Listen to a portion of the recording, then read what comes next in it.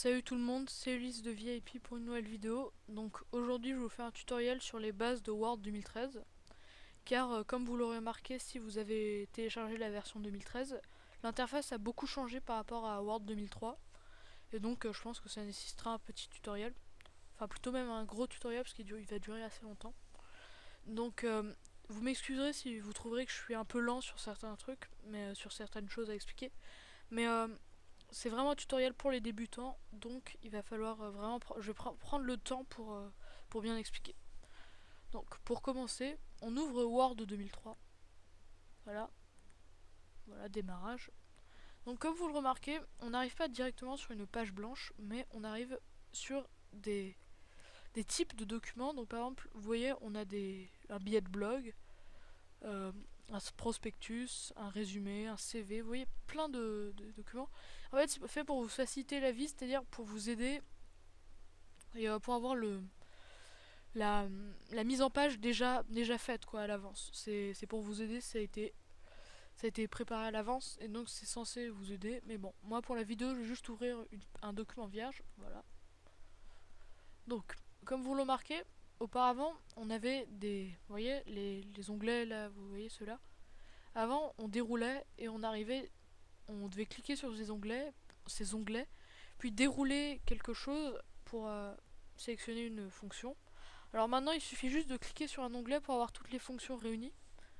Donc par exemple, ici, vous voyez, on a toutes les fonctions ici. Donc là, vous changez la police.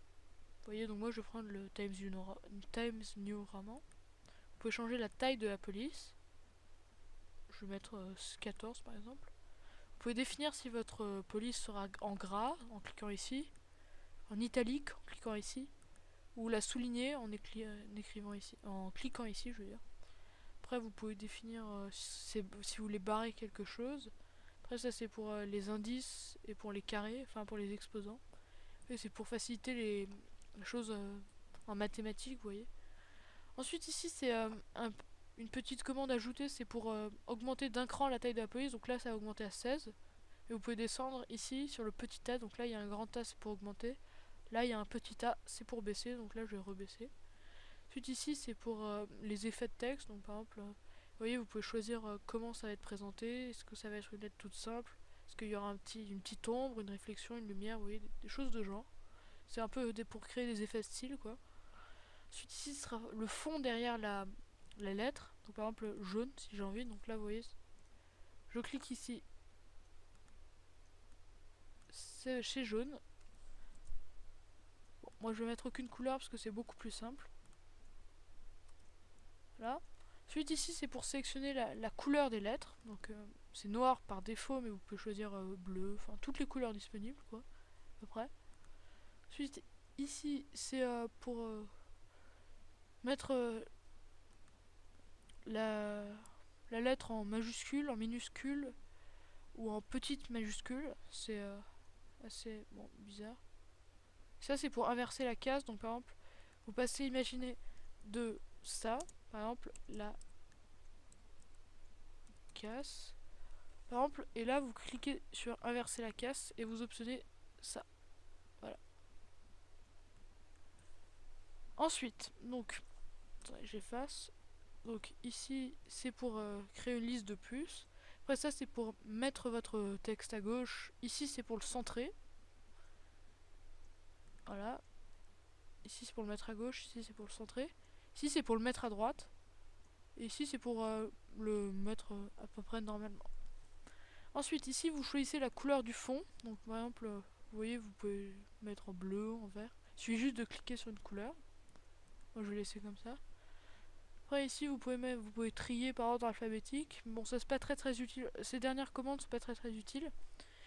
Et là, ici, c'est pour la globalité. Donc, ça, c'est vous choisissez. En fait, c'est des polices prédéfinies. Mais donc c'est pour si vous connaissez pas à quoi correspondent les polices ici, c'est des polices qui vous montrent à quoi cela va ressembler.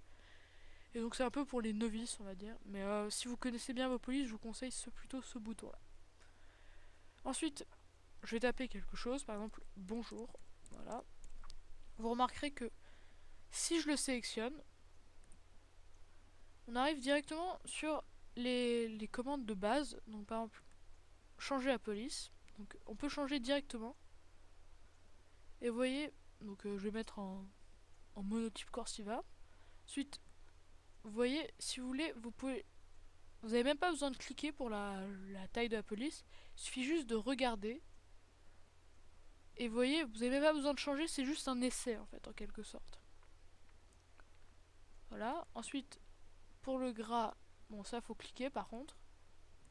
Pour l'italique pareil. Bon ça j'ai pas besoin à cause de ma police. Pour le souligner pareil. En fait vous pouvez modifier les lettres si vous surlignez. Il suffit maintenant juste de surligner. Si vous surlignez aussi, vous remarquerez que ici il y a un bouton copier et coller. Ou couper, voilà. Ou reproduire la mise en forme. Donc par exemple je veux copier, je coupe. Et là il vous suffit de cliquer sur ce bouton pour coller. Voilà.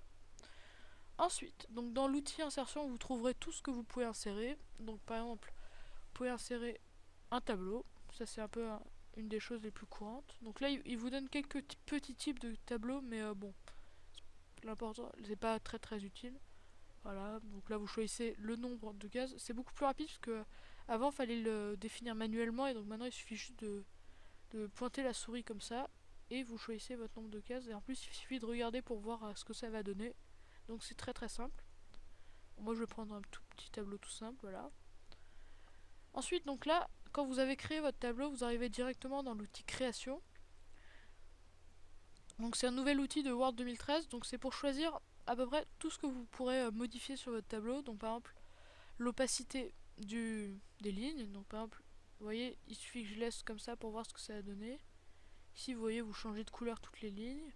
Ici, il n'y a plus de ligne verticale. Ici ça, bon, là vous avez plus de ligne verticale, enfin vous avez qu'une seule ligne verticale, voilà, donc et là il n'y a plus de ligne du tout.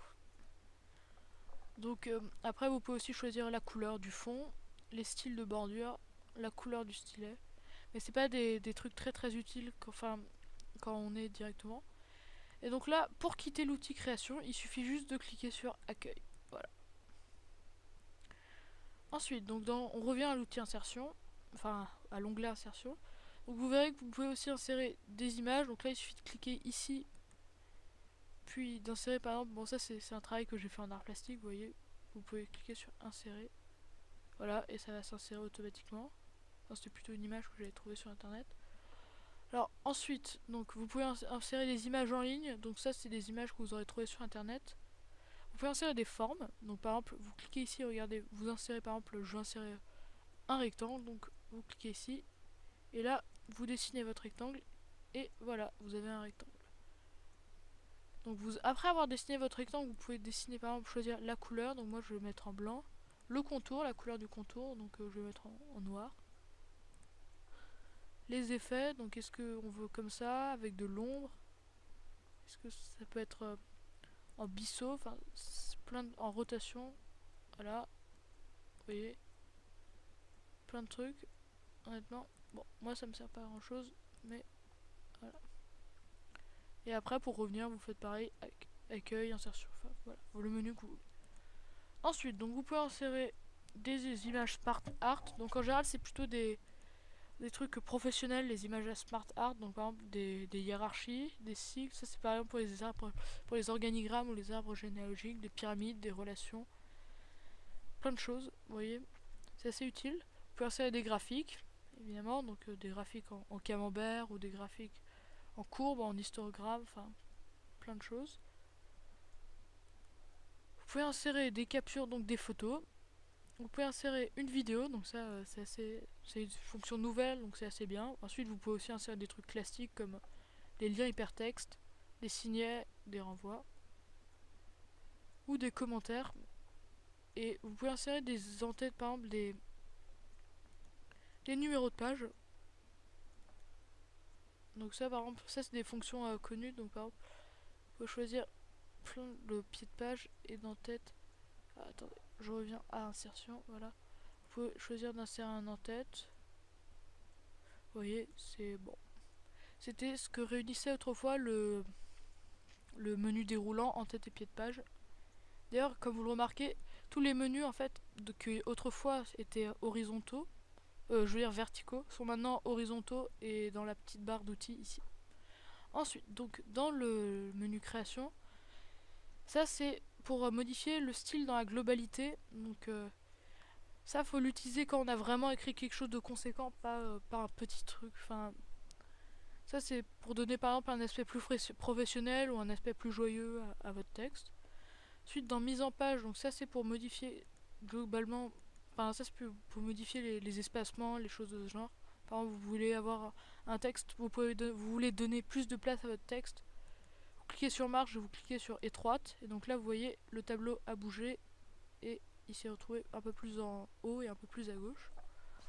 Vous voulez modifier par exemple la taille des feuilles, l'orientation, donc si vous voulez horizontaux ou verticaux, vous voulez des colonnes, des sauts de page, les numéros de ligne, les retraits, enfin plein de choses. Donc ensuite référence, donc ça bon c'est pas très utile mais c'est pour en fait insérer des notes et ajouter des choses en bas de page. Donc bon ça je pense pas, enfin pour le moment c'est pas une base. Après public postage ça c'est pour les lettres et les... Donc c'est pour par exemple mettre des destinataires, des dates et des choses de genre. Ensuite révision, donc par exemple si vous faites une faute d'orthographe ça vous sera utile. Donc par exemple regardez, je vais mettre vous êtes point je suis, voilà. Ah, attendez.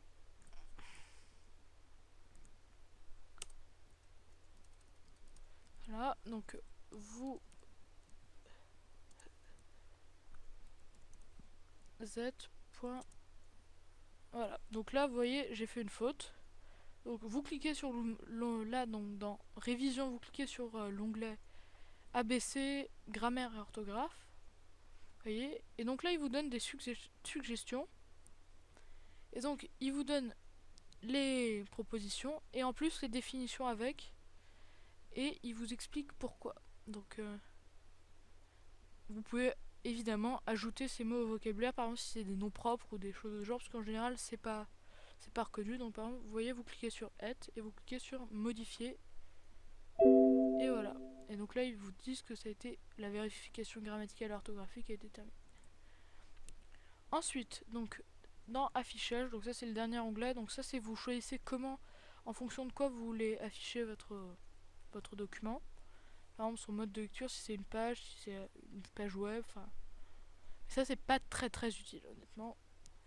Ensuite, donc par exemple, vous voulez enregistrer votre document. Donc soit vous cliquez, la solution la plus simple c'est de cliquer sur ces deux petits carrés et de faire enregistrer. Donc là vous arrivez directement dans le menu dans fichier, ou alors si vous voulez enregistrer d'une autre manière, vous cliquez sur fichier puis sur enregistrer. Vous voyez ça revient au même.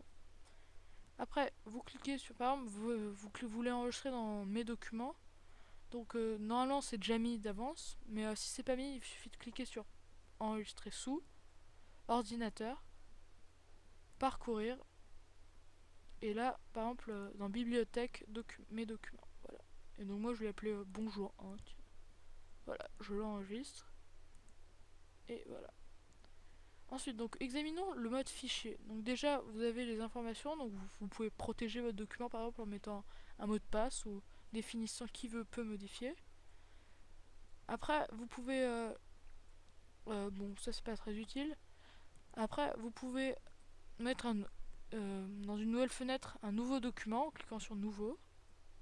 Et là vous revenez au même menu que si vous aviez ouvert Word. Ensuite en cliquant sur ouvrir, vous tombez sur les fichiers que vous voulez, enfin c'est pour ouvrir un fichier déjà existant. Donc par exemple là il vous propose les endroits où vous avez normalement enregistré, donc soit votre cloud SkyDrive Microsoft, soit un fichier sur votre ordinateur.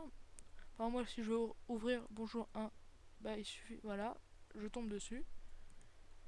Ensuite après bon il y a les classiques, donc enregistrer, fichier enregistrer sous, donc là vous choisissez le lieu où l'endroit où vous voulez enregistrer. Ensuite imprimer si vous voulez imprimer votre document, donc ça il vous propose tout vos imprimantes, vos choses de genre. Ensuite partager, donc ça si vous voulez partager sur un blog ou présenter en ligne votre document. exporter. Donc ça, bon, c'est pas très utile, mais bon, si vous voulez créer un document PDF et le mettre sur une page web, ça peut toujours servir. Et après, fermer, c'est ça si vous voulez fermer Microsoft Word sans cliquer sur la croix. Donc normalement, votre document, il va être enregistré dans un format qui s'appelle le docx. Donc on va vérifier ça. Document. Voilà. Donc bonjour 1, attendez, on va mettre propriété. Voilà. Voilà. Ah non. Bonjour 1. Propriété. Donc vous voyez ici, ils mettent type de fichier .docx. Donc en fait, c'est une nouvelle extension, c'est-à-dire que ce fichier était enregistré comme un fichier docx, donc qui ne peut s'ouvrir qu'avec Word 2013. Donc par exemple, si vous avez Word 2010 ou Word 2003, vous ne pourrez pas ouvrir ce fichier.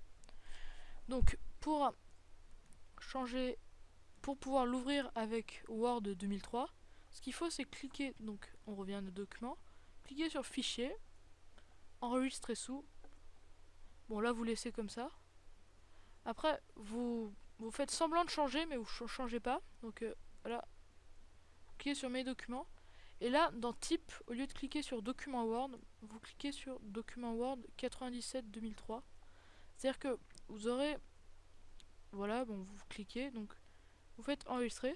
Donc c'est-à-dire que ce document pourra être ouvert avec, bon ça on s'en fiche, pourra être ouvert avec Word 2003. D'ailleurs, comme vous le voyez, il y a écrit mode de comptabilité ici en haut de l'écran. C'est-à-dire que ça peut être ouvert avec n'importe quelle version de Word depuis Word 1997. Bon, bah voilà, c'était un tutoriel pour vous présenter les bases de Word 2013, je veux dire. Donc si ça vous a plu, n'hésitez pas à aimer la vidéo ou à la commenter. Et vous pouvez même vous abonner à ma chaîne. Donc moi je vous dis salut et à la prochaine vidéo.